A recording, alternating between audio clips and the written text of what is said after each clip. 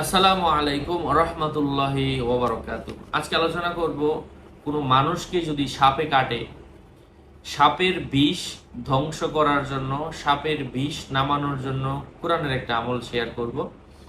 সাথে যুক্ত আছি আমি মুফতি জুবায়ের বিন ইমাম। প্রত্যেক ভিডিওতেই বলি ভেরিফাই চ্যানেলের ডিসক্রিপশন বক্সে ক্লিক করলে পেজ এবং আইডি আসবে।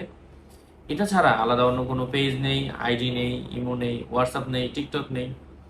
নাম ছবি দেখে বিভ্রান্ত হবেন না। প্রত্যেক ভিডিওতে আলাদা আমি সাবধান করি, সতর্ক করি। তো সাপের বিষ নষ্ট করার জন্য যারে সাপে কেটেছে তার শরীরের মধ্যে আপনি তার সামনে দাঁড়ায়া পবিত্র হন, অজু করে নেন। ওই ব্যক্তি তো অসুস্থ। আপনি যদি ভালো আল্লাহওয়ালা হয়ে থাকেন, নামাজি হয়ে থাকেন, শুকর গুজার বান্দা হয়ে থাকেন, আল্লাহ শ্রেষ্ঠ বান্দা হয়ে থাকেন, তো আজকের এই আমলে কাজ হবে। যদি আপনি নিজেই টলবল হয়ে থাকেন, ভালো মানুষ না হয়ে থাকেন, এক ওয়াক্ত নামাজ আছে, 5 ওয়াক্ত নাই, কোনোভাবেই এই আমলে সম্ভব না। সম্পূর্ণ আধ্যাত্মিক কোরআনের আয়াতের মাধ্যমে ওজিফা। এটা হচ্ছে সূরাতু আন-নামল আয়াত নাম্বার 8। সাপে কামড় দিলে এই আয়াতটা 7 বার পাঠ করে রোগীর শরীরে ফু দিবে, সাপের বিষ ধ্বংস হয়ে যাবে। যদি ওই ব্যক্তির আল্লাহ পাকের কাছে সম্পর্ক ভালো হয় এবং ওই ব্যক্তির রুহানি স্পিরিচুয়াল পাওয়ার বেশি থাকে।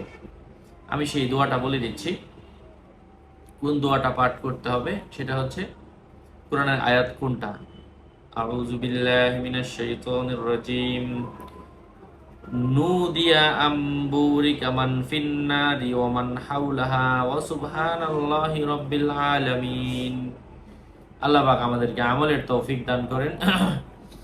আরো আপডেট পেতে সাথেই থাকবেন। সকলের মঙ্গল, সুস্বাস্থ্য, দীর্ঘায়ু কামনা করে এখানে শেষ করছি। দেখা হবে অন্য কোনো এপিসোডে। আগামী এপিসোড আসার আগ পর্যন্ত সকলের সুস্থতা, মঙ্গল এবং দীর্ঘায়ু কামনা করে এখানে শেষ করছি। সুস্থ থাকবেন, ভালো থাকবেন। আসসালামু আলাইকুম ওয়া রাহমাতুল্লাহি ওয়া বারাকাতুহু। আর এই যদি ওজিফার কিতাবগুলো যাদের প্রয়োজন আমার সাথে কথা বলে নিতে পারেন। আমি ভিডিওতে যা যা দেই A to Z সব কিছু পাবেন এখানে। হ্যাঁ, কথা বলে নিয়ে নেবেন। 01908183699। আসসালামু আলাইকুম ওয়া রাহমাতুল্লাহ।